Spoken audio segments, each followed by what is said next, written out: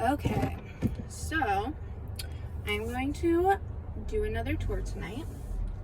It is Monday, so it's a tour night. Looks like there's last I checked, there were 2 couples that are going to be on this tour tonight. So, I am on my way.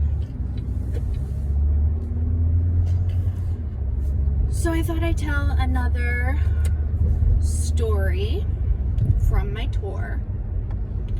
So I was thinking I'd tell the story of the tunnels. So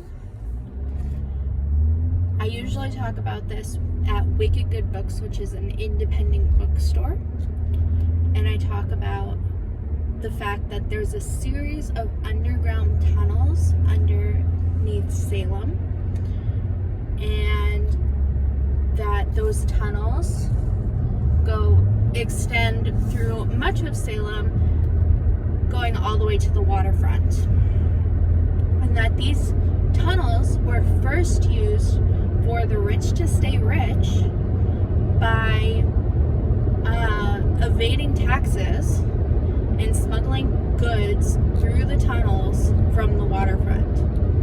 And even government officials would use these tunnels to evade taxes, because apparently everyone was dirty back then. Anyway, so the tunnels were also used by local gentlemen so they could sneak into the brothels undetected by their wife and families. During Prohibition, the tunnels were used to smuggle liquor.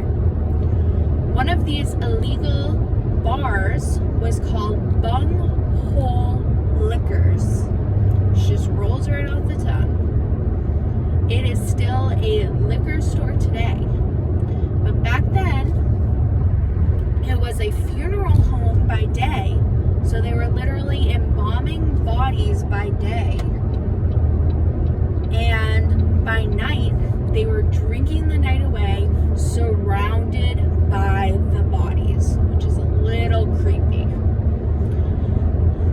And when Prohibition ended some 13 years later, they closed up the funeral parlor, sealed the embalming equipment in the walls, and got rid of the bodies.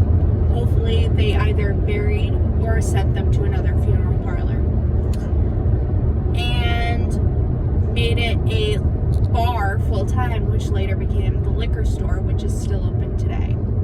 I would totally go there just for a bag that says Bunghole Liquors on it. I don't know if their bags say it because I've never been, but that sounds awesome. The tunnels were also used for human trafficking. Now, Massachusetts has always been a very, very blue state, and they outlawed slavery in the 1700s, the late 1700s, because we're just awesome like that. But the tunnels would still be used to smuggle slaves into the city, unfortunately, illegally, because slavery was illegal.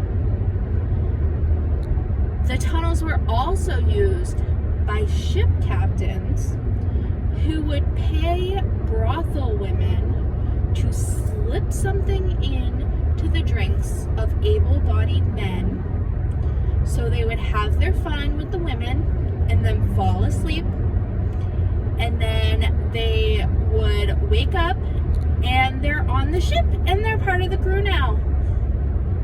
They did this because scurvy was so prevalent back then, and because they mostly had ale and hardtack, which was a hard bread, on the ship. So when they would come into port, a lot of the crew members wouldn't be able to keep working.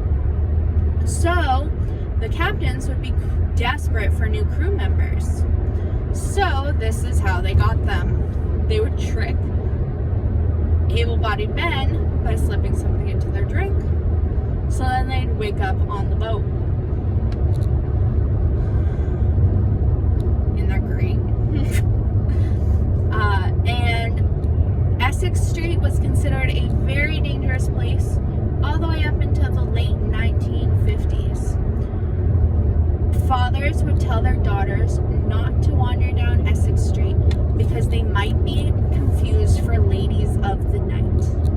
Although it makes me wonder if they really just didn't want to be caught going into the brothels themselves. And that's the story of the tunnels.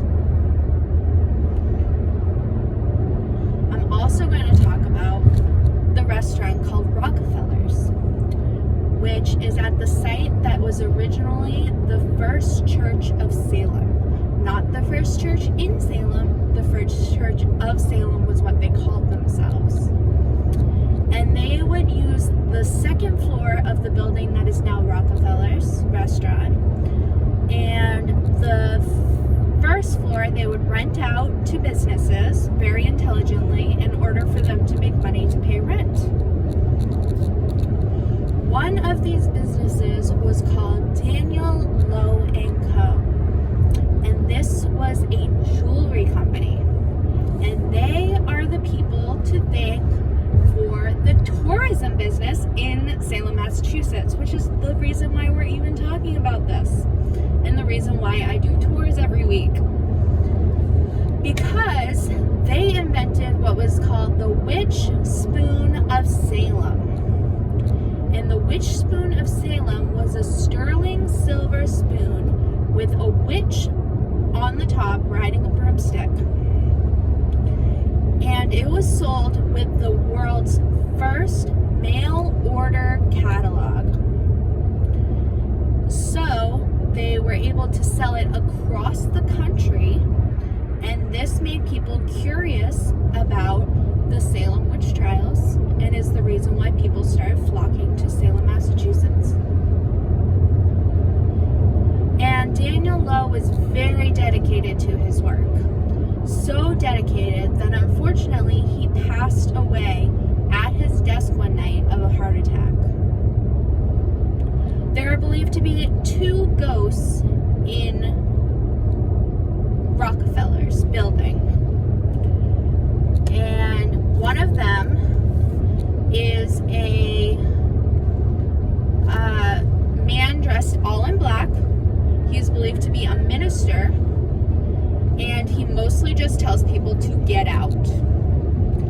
The other is known by locals as the Blue Lady, and she is believed to have been a mistress of a prominent businessman, and she met her love down in the tunnels that also ran under Rockefeller's. And when he showed up, she said she was pregnant and demanded he do the right thing.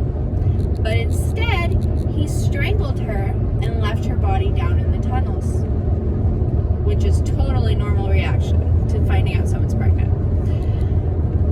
This is thought to be because he was married and didn't want his wife and family finding out.